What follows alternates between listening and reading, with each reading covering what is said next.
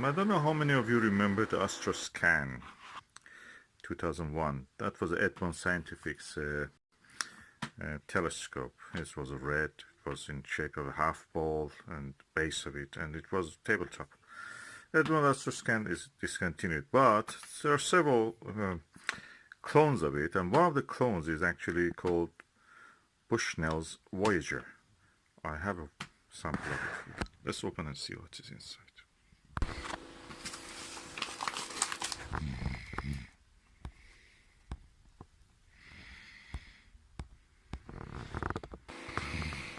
Okay, this is the Bushnell Voyager. It has been packed securely.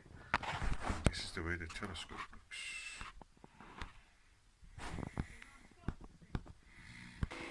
Let's open it. Oh, it's another box. I must say it looks very well packed. Oh, wow. Baby, it's huge, massive. I didn't look actually what inch. I think this is 4 inch, 4.5 inch. Let's see on the box. Oh yeah, 4.5 inch Cotec optics. Okay. So now let's see what is the Bushnell. Ooh. Ooh, wow. Have to bring it up. I need 2 hands.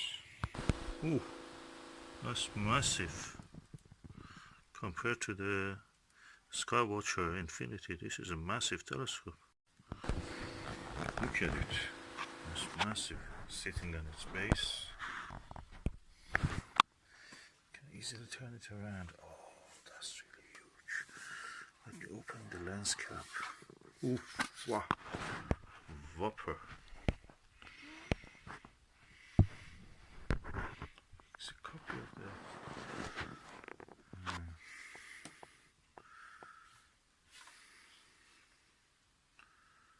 Astroscan. The only difference is that Astroscan had a very strange focusing system. This one is a simple focusing.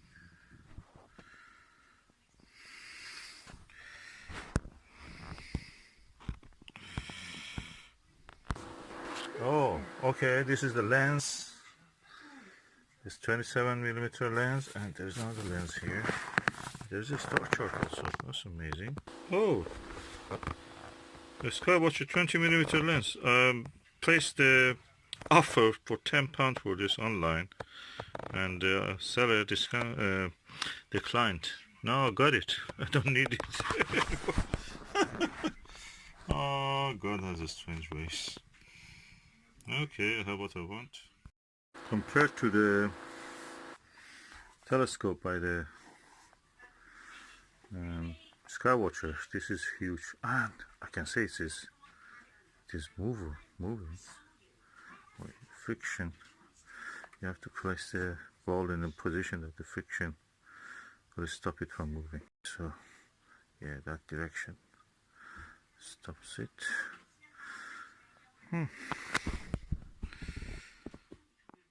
Yeah, this is the comparison between the Bushnell Voyager, SkyWatcher Infinity 76P, and the Celestron Explorascope.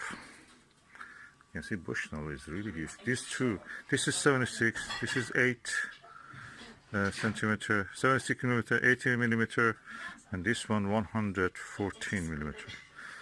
4.5 inch, 3.25 inch, 3 inch. I noticed there is one problem with this telescope, and that is the friction between the base and the ball is not enough, and this slides gradually. It's not unpleasant, but I may do something about it, just putting some Teflon or something just to be sure that it's there, stays there. Otherwise, the ball is good. You can put your hand, even when you're observing, just put it as a resting point for your arm. And the image quality is good, acceptable, in par with this. Let me just try it again with this one, just to see how it is.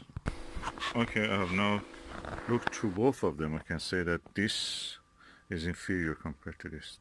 Has a better image, brighter and more detailed. Let me just compare it with this one. Okay, now I can say that this comes first, second very close this one, and third this one. The image quality in this one is better. I wish there was no this plate. This is not a corrector plate, it's just a flat piece of glass. And this one has a brighter image. In this one you see some dimming of the details, and probably I will try to remove this at a certain time, but the problem is that this is used to hold the secondary mirror, and yeah, makes it difficult to get rid of it. There is no stand for it then if you just remove the glass where this stands on. But this one gives a better image, but the only problem is that the eyepiece of it cannot be exchanged with anything else. This normal telescope with even rack and pinion. Quite huge, massive compared to them. You have to see it in close to see what I mean. So, 3 telescopes, grading first, number 1, number 2, number 3. These are out of production, you don't find them. Rarely you find this. This is second rare. This is very common. Yeah. Real grab and go probably is this one. It's too big, this one.